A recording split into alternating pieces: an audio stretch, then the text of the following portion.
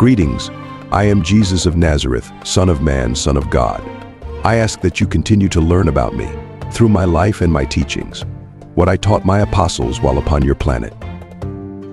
The fatherhood of God was the most important message I gave, along with the brotherhood of man, to continue loving your brothers and sisters. Each of my apostles were unlearned in the ways of the rabbis, yet I believed in their faith. I trusted them and loved them. Now hear what these ordinary men have to say during the short years they were with me. Enjoy their comments. Greetings. I am Andrew, the first of the chosen apostles. I was a fisherman in my early years, then became chairman of the apostolic corps of the kingdom at 33 years of age. I was born in Capernaum, and I am the older brother of Simon Peter. I was unmarried at the time of my work with the kingdom and lived with Peter and his family. We both got along well, and I never felt jealous of Peter's oratory skills. We lived peacefully and worked effectively together. Sometimes quite rare between siblings. I know I did lack a bit of enthusiasm. Often I failed to encourage my associates, but well, I really abhorred flattery and insincerity. I was even tempered though, and got along with the youth of the day. But most importantly, what I loved about my master and admired him for was his consistent sincerity and his unaffected dignity. When men once knew Jesus, they were possessed with the urge to share him with their friends. They really wanted all the world to know him. I had a deep faith and a sense of mission to preaching all that had been taught me by Jesus, and I remained steadfast to my commitment until my death. I treasure the time I spent with my master, Jesus of Nazareth, Son of Man and Son of God. Peace be with you. Greetings to each of you. I am Simon Peter, the second of the chosen apostles. At the time of my being chosen, I was 30 years of age, married, and had 3 children. I lived at Bethsaida with my family and am brother to Andrew. Jesus called me Simon, a sort of nickname. Hence I became known as Simon Peter. I have to admit, I did receive many mild rebukes from the Master, as I was a man of impulse, an optimist. I was constantly getting into difficulties because I did at times speak without thinking. It caused quite a bit of trouble for all of my friends and associates. Nevertheless, I was a fluent speaker, eloquent and dramatic, and I had this natural ability to be a leader of men. But enough about me. What I admired most in Jesus was his supernal tenderness. I never grew weary of contemplating Jesus' forbearance, and I never forgot the lesson about forgiving the wrongdoer, not only 7 times but 77 times. I thought much about these impressions of the Master's forgiving character during those dark and dismal days immediately following my thoughtless and unintended denial of Jesus in the high priest's courtyard. When I was fully assured that Jesus had forgiven me, the fires of the kingdom burned so brightly within my soul that I became a great and saving light to thousands who sat in darkness. When my captors informed me that I must die as my master had died on the cross, I regarded myself as the recipient of high honors. As always, the Spirit of truth is with you. Farewell. My greetings. I am James Zebedee, brother to John, who I got along with considerably well. I was 30 years old when I became an apostle. I was married and had 4 children in our family, living on the outskirts of Capernaum. Jesus had nicknamed us the Sons of Thunder, when one day our enthusiasm went a little too far. At times, I know I had a fiery temper when I was provoked, and to my discredit, I always tried to justify and excuse this anger under the pretense that it was wholly a manifestation of righteous indignation. In truth, I didn't have a lot of discretion. I wasn't moody, but one day I could be quiet and the next a very good talker. That was my one great weakness, these spells of silence. I was slow at first to comprehend the Master's meaning, but when we finished our training, I did acquire a concept of Jesus' message. The characteristic of Jesus which I most admired was the Master's sympathetic affection. Jesus' understanding interest in the small and the great, the rich and the poor, made a great appeal to me. Sad to say, I was the first of the apostles to experience martyrdom, being put to death by Herod Agrippa. Even so, I lived my life to the full, and when the end came, I tried to bear myself with grace and fortitude. I was honored to have been chosen as an apostle, and I hold dear the fact of knowing the life and teachings of Jesus. May the peace of God be with you. I send my greetings. I am John Zebedee, the brother of James. When I was chosen to be an apostle of Jesus, I was only 24 years old and was the youngest of the 12. I was unmarried and lived with my parents at Bethsaida. I was a fisherman and worked with my brother James in partnership with Andrew and Peter. What I most appreciated were the Master's love and unselfishness. These traits made such an impression on me that my whole life became dominated by the sentiment of love and brotherly devotion. I talked about love. I wrote about love. I was once called the son of thunder, but I became the apostle of love. Also, my life was tremendously influenced by the sight of Jesus going about without a home and how he had faithfully made provision for the care of his mother and family. Jesus would always defer his slightest wish to the will of the Father in heaven.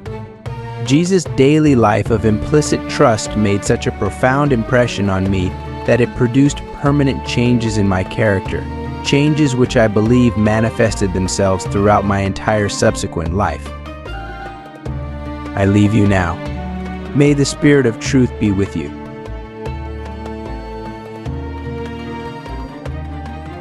My name is Philip of Bethsaida. I send my greetings. I am the 5th apostle to be chosen by Jesus. I came from a family of fishermen and was 27 years of age when I joined the apostles. I was recently married, but we had no children at this time. Andrew appointed me steward, and it was my duty to see that they were at all times supplied with provisions. And for me, the one quality about Jesus which I so continuously admired was the Master's unfailing generosity. Never could I find anything in Jesus which was small or stingy, and I worshipped this ever-present and unfailing liberality. I made my ministry my own, and would often say, "Come with me, I will show you the way." This I found was always the effective technique in all forms and phases of teaching. Yes, I am Philip of Bethsaida, the one-time steward of the 12, and I felt like a mighty man in the kingdom, winning souls wherever I went. But I was finally crucified for my faith. And yes, I died thankful to have known and loved Jesus, my Master. And after that terrible day when he left our presence, I always knew I had his Spirit of truth guiding me. Peace be with you all.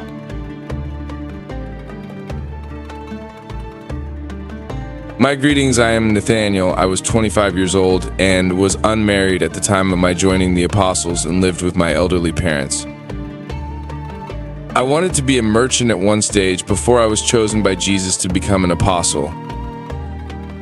Many times when Jesus was away on the mountain with Peter, James, and John and things were becoming tense and tangled among the apostles, I would relieve the tension by a bit of philosophy or a flash of humor.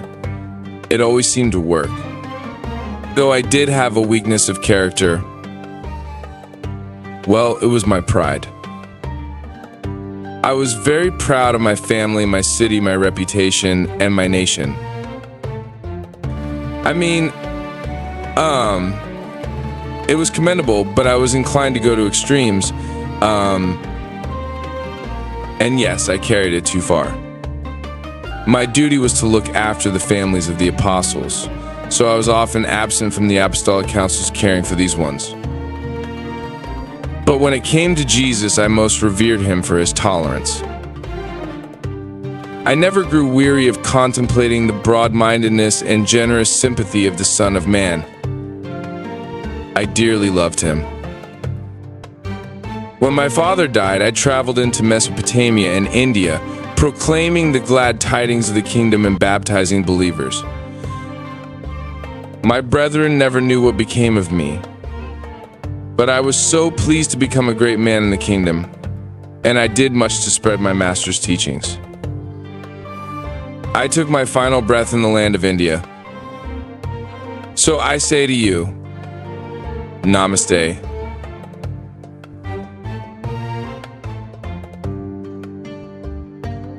My name is Matthew. I am the seventh apostle and was chosen by Andrew.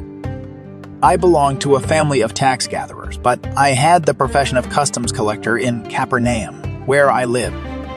I was 31 years old and married and had 4 children when chosen to become an apostle. Andrew appointed me the financial representative of the apostles. However, it required some little time for the rest of the apostles, especially Simon Zealots and Judas Iscariot, to become reconciled to my presence in their midst as a customs collector. It was the Master's forgiving disposition which I most appreciated. I would never cease to recount that faith only was necessary in the business of finding God. And I always liked to speak of the kingdom as this business of finding God. The presence of myself among the 12 was the means of keeping the doors of the kingdom wide open to hosts of downhearted and outcast souls who had regarded themselves as long since without the bounds of religious consolation. Outcast and despairing men and women flocked to hear Jesus, and he never turned one away. When the persecutions began in Jerusalem, I journeyed north, preaching the gospel of the kingdom and baptizing believers. I never knew what became of the other apostles once I left, but I went on preaching and baptizing until certain unbelieving Jews conspired with the Roman soldiers to encompass my death. I died triumphant in the faith of a salvation I so surely learned from the teachings of the Master during his sojourn on earth. May the peace of the Master be with you. Greetings, I am Thomas, the 8th apostle, and I was chosen by Philip. In later times, I've become known as Doubting Thomas, but my fellow apostles hardly looked upon me as a chronic doubter. True, I did have a logical, skeptical type of mind, but I also had a form of courageous loyalty, which forbade those who knew me intimately to regard me as a trifling skeptic. When I joined the apostles, I was 29 years old, was married, and had 4 children. Formerly, I had been a carpenter and stonemason, but later I had become a fisherman and resided at Tariki on the west bank of the Jordan River. My early home life, had been unfortunate. My parents were not altogether happy in their married life, and this was reflected in my adult experience. I know I had a very disagreeable and quarrelsome disposition. My wife was even glad to see me join the apostles. I understand she was relieved by the thought that her pessimistic husband, would be away from home most of the time. In the organization of the 12, I was assigned to arrange and manage the itinerary, and I was director of the work and movements of the Apostolic Corps. Jesus enjoyed long personal talks with me, and I think my presence among the apostles was a great comfort to all honest doubters and encouraged many troubled minds to come into the kingdom. Even if they could not wholly understand everything about the spiritual and philosophic phases of the teachings of Jesus. My membership in the 12 was a standing declaration that Jesus loved even honest doubters.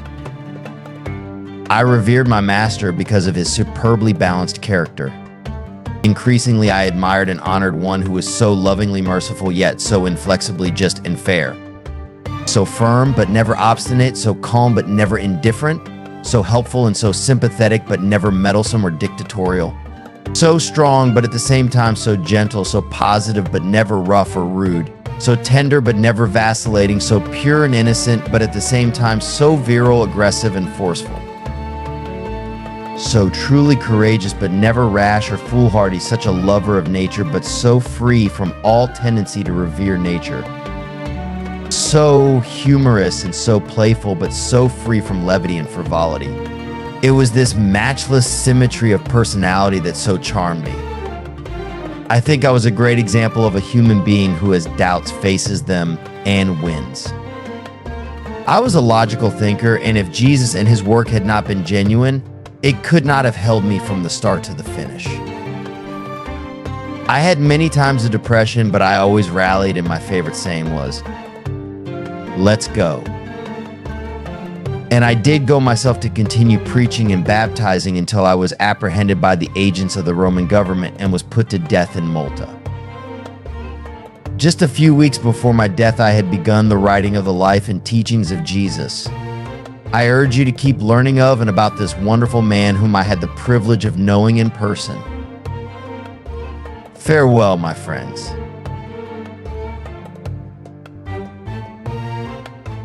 I give you my greetings. I am James, the son of Alphaeus and twin to my brother Judas. I was also called Thaddeus. We live near Caressa, we're fishermen, and I am the 9th apostle chosen by James and John Zebedee. I was 26 years old and married with 3 beautiful children when I became an apostle. There is not much to be said about us really, as we were commonplace fisher folk. But I loved my master and Jesus loved me, and I never interrupted his discourses with questions. I understood very little about the philosophical discussions or the theological debates of my fellow apostles, but I rejoiced to find myself numbered among such a group of mighty men. Andrew had assigned us to the work of policing the multitudes. The multitudes of the common people were greatly encouraged to find 2 like themselves honored with places among the apostles. By our very acceptance as apostles, we were the means of bringing a host of faint-hearted believers into the kingdom. And 2, the common people took more kindly to the idea of being directed and managed by official ushers who were very much like themselves. I especially loved Jesus because of the Master's simplicity. I could not comprehend the mind of Jesus, but I did grasp the sympathetic bond between myself and the heart of my Master. I know my mind was not of a high order, you might call me stupid, but I had a real experience in my spiritual nature. I lived and died conscious of having been honored and blessed with 4 years of close and personal association with the Son of God, the sovereign maker of a universe. I never forgot this privilege. I send you my love. Greetings. I am Judas, the son of Alphaeus and twin to my brother James. I was also called Lebbeus. As my brother said, we were fishermen, and I am the 10th apostle chosen by James and John Zebedee.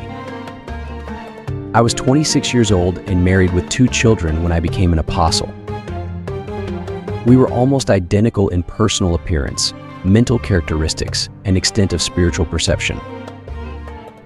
We were the chief ushers of the preaching hours and, in fact, the general servants and errand boys of the apostles. We helped Philip with the supplies and carried money to the families for Nathanael, and always were we ready to lend a helping hand to any one of the apostles. The nicknames given us by the disciples were good-natured designations of mediocrity. We were the least of all the apostles. We knew it and felt cheerful about it. I was drawn toward Jesus because of the Master's discreet humility. Such humility linked with such personal dignity made a great appeal to me. The fact that Jesus would always enjoin silence regarding his unusual acts made a great impression on me also. We were good-natured, simple-minded helpers, and everybody loved us. Jesus welcomed my brother and I to positions of honor on his personal staff in the kingdom. Because there are untold millions of other such simple and fear-ridden souls on the worlds of space, whom he likewise wishes to welcome into active and believing fellowship with himself and his outpoured spirit of truth. Jesus does not look down upon littleness, only upon evil and sin. We were little, but we were also faithful. We were simple and ignorant, but we were also big-hearted, kind, and generous. Soon after our Master was crucified, we returned to our families in nets. Our work was done. We had not the ability to go on in the more complex battles of the kingdom. Again, I repeat what my brother spoke. I lived and died conscious of having been honored and blessed with 4 years of close and personal association with the Son of God, the sovereign maker of a universe. May peace be with you.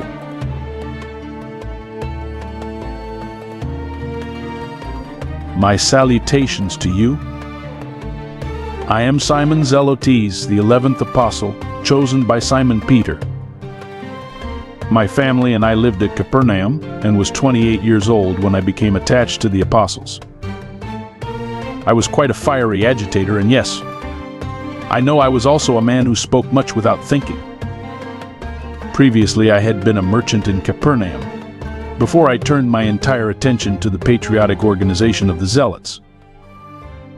I was quite the rebel by nature, but Jesus won me over for the higher concepts of the kingdom of heaven. I had always identified myself with the party of protest, but I now joined the party of progress, unlimited and eternal progression of spirit and truth. Jesus often chatted to me about this. He would say that it was proper to want to see the social, economic, and political orders improved, but he would always add, "That is not the business of the kingdom of heaven. We must be dedicated to the doing of the Father's will. Our business is to be ambassadors of a spiritual government on high." I was given charge of the diversions and relaxation of the apostolic group and became a very efficient organizer of the play life and recreational activities of the apostles. The one thing about Jesus which I so much admired was the Master's calmness, his assurance, poise, and inexplicable composure. After the dispersion, because of the Jerusalem persecutions, I went into temporary retirement, you could say. I was literally crushed. All was lost, but in a few years I rallied my hopes and went forth to proclaim the gospel of the kingdom. I went to Alexandria, and after working up the Nile, I penetrated into the heart of Africa, everywhere preaching the gospel of Jesus and baptizing believers. Thus I labored until I was an old man and feeble, and I died and was buried in the heart of Africa. Forever grateful to have known the life and teachings of Jesus. May my Master be with you always.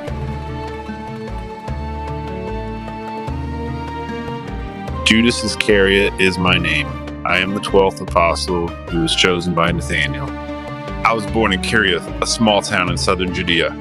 You see, I became interested in the preaching and the work of John the Baptist, and because my parents were Sadducees, so when I joined John's disciples, they disowned me. Andrew appointed me treasurer of the 12, and I discharged the responsibilities of my office, honestly, faithfully, and most efficiently. There was no special trait about Jesus which I admired above the generally attractive and exquisitely charming personality of the Master. Actually, I would even criticize in my mind many things about Jesus.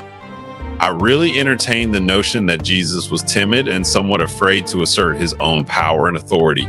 I must have believed in Jesus, but I doubt whether I really loved the Master with a whole heart. And I know I was a poor loser. I was given to the indulgence of hate and suspicion. So I became increasingly a brooder, and finally I began resenting the others. You see, I had my feelings hurt many times, and that's when I became obsessed with the idea of getting even anything to avenge myself, and yes, even betrayal of my associates and my Master. You know, though, during the outworking of my plans of betrayal, I did experience moments of regret and shame. And in those lucid intervals, I faint-heartedly conceived the idea that Jesus might possibly exert his power and deliver himself at the last moment. But I went through with it, and when it was all over, I rushed out and committed the final act in the drama of fleeing from the realities of my mortal existence. Suicide.